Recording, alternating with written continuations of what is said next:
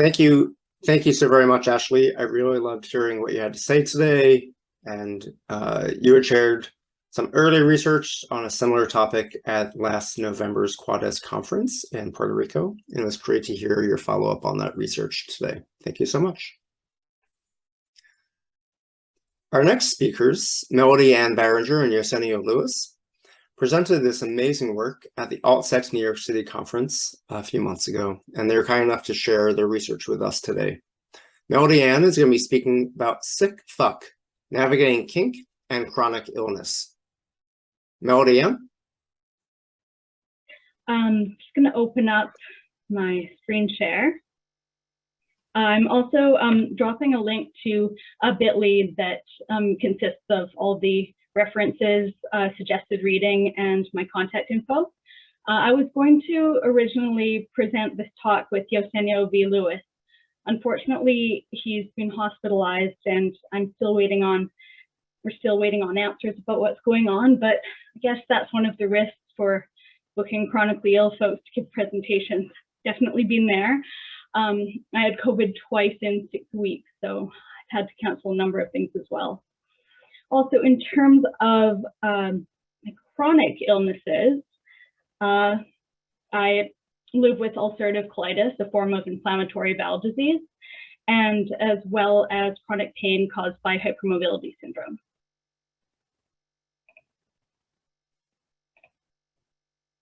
One moment.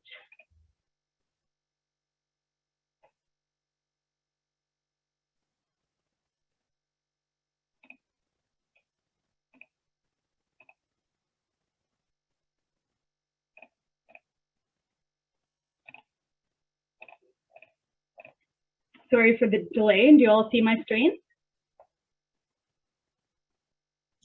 Yes, we can see your screen. Good stuff. I think the COVID may have had some long-term effects on my cognition, but shall we go? A few things about myself. I'm a sex educator from unceded Musqueam, Tsleil-Waututh, and Squamish First Nations territories, aka Canada. And this presentation is kind of an amalgamation of lived experience and empirical research, not an official academic research paper. Although I have created a framework that outlines some of the ways that chronically ill kinksters, or sick fucks as I affectionately call them, navigate BDSM. Having a disability or illness necessitates some creative adaptations, which I like to call work-throughs and workarounds.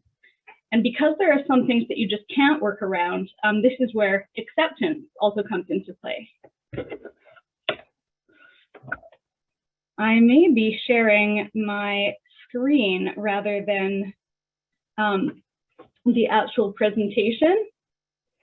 Still, after 2 years of pandemic, I seem to be allergic to Zoom, so hopefully you can see the slides well without all of my other background stuff.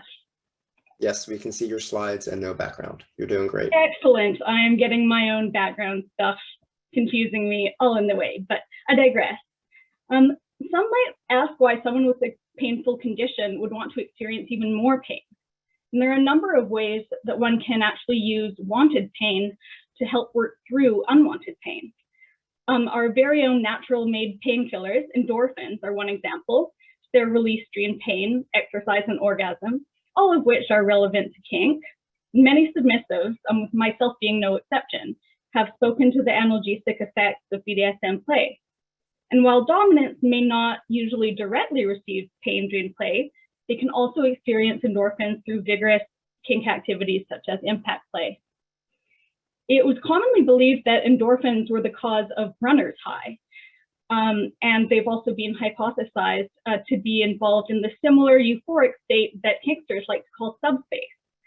However, though, recent studies on both runners and kinksters have suggested that it's actually endocannabinoids, not just endorphins, that are the true culprit for these altered states. Perhaps that's why I've always found that subspace feels a little bit like getting stoned. But all cannabis aside, distress Distraction, speaking of, is another work through. In her article on chronic pain and BDSM, Shepard describes how, and I quote, "Kink pain does not replace so much as overlay chronic pain.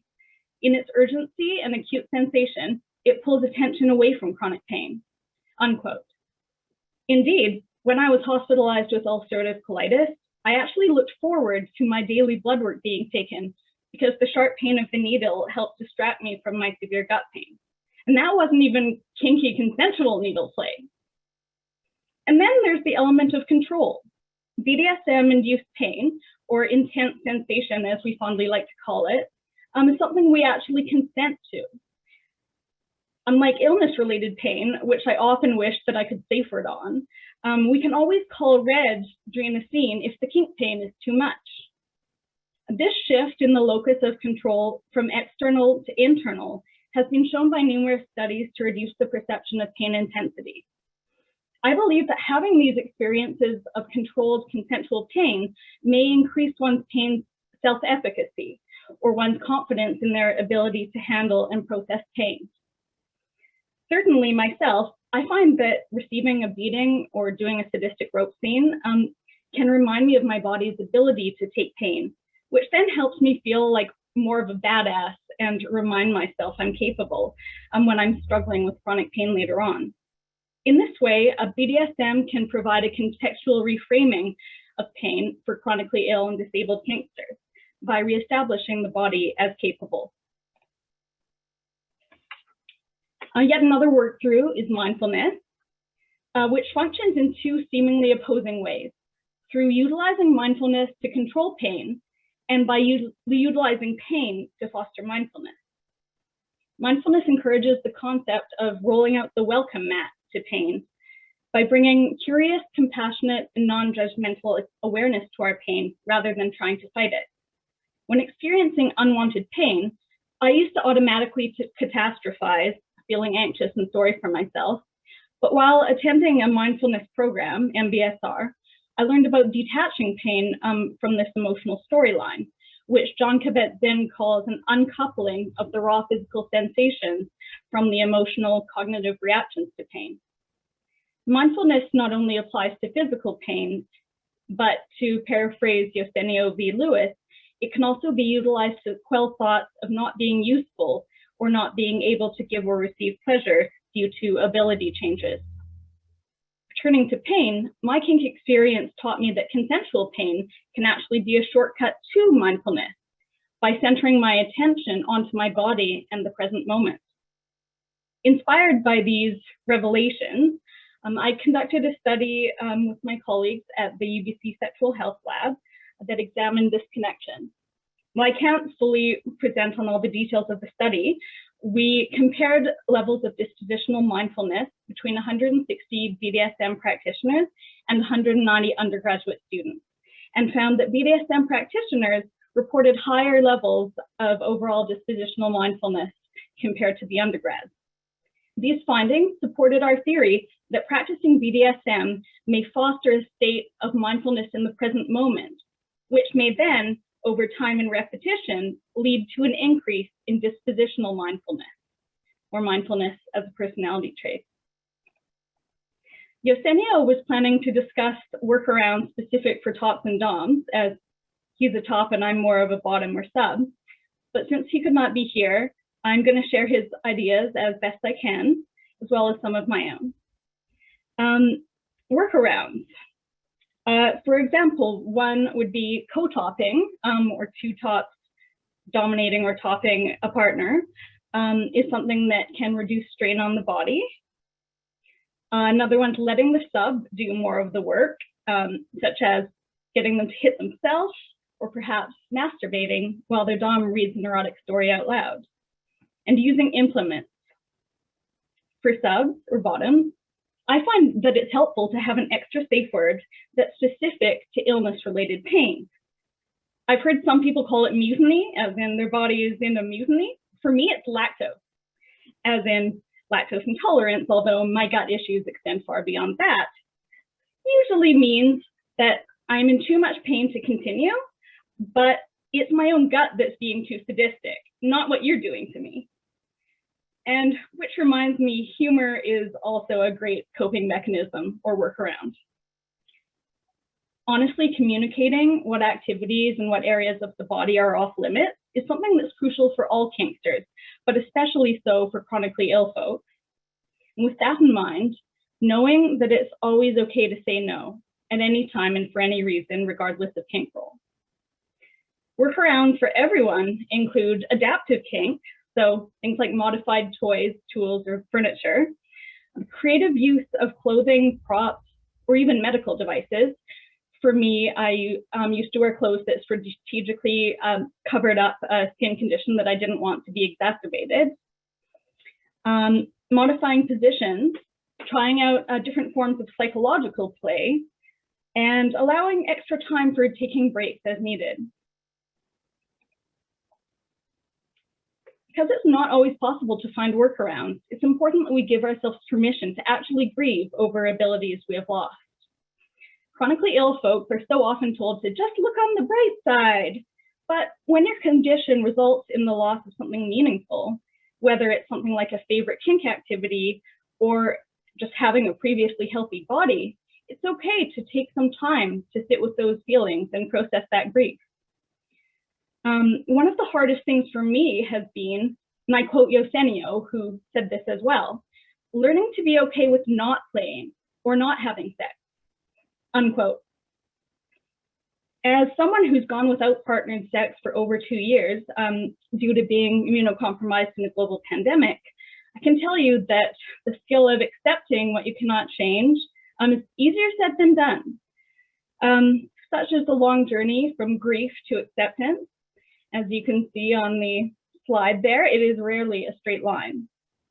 And sometimes I do ache in the places where I used to play. Example being my butt. But in any case, it's key to practice self-compassion and self-forgiveness and remind ourselves that our chronically ill or disabled bodies have inherent value, regardless of what ableism and capitalism might lead us to believe. Finally, I wanted to share some thoughts on how chronically ill kinksters can be better supported. This section was more Yoseñio's wheelhouse than mine, but I'm going to try my best to impart his wisdom. Receiving appropriate, culturally competent, and non-judgmental care from healthcare providers is necessary for increasing a patient or client's confidence in continuing life as desired, even with modifications. Two organizations working towards this goal are Kink Aware Professionals, or CAP, and the Alternative Sexualities Health Research Alliance, aka TASHRA. And their links are on the slide here and are also in the bit.ly link, which I dropped. I'll say that again, it's bit.ly/sickfuck. Receiving support from peers and partners, also so important. It could be an entire other presentation. Community care matters.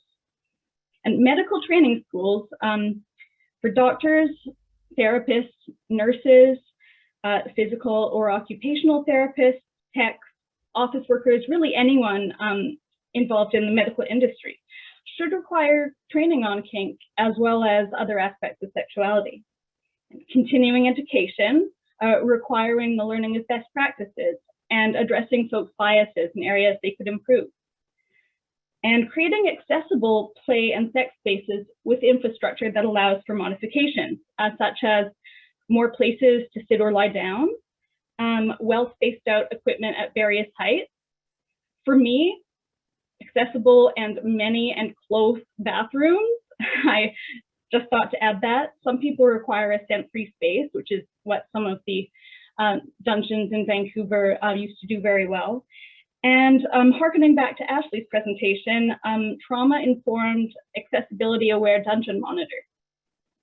Chronically ill and disabled kinksters are valuable members of their communities, and we are deserving of access to pleasure, play, support, and care without stigma or shame. Thank you. I'll open up the floor to questions.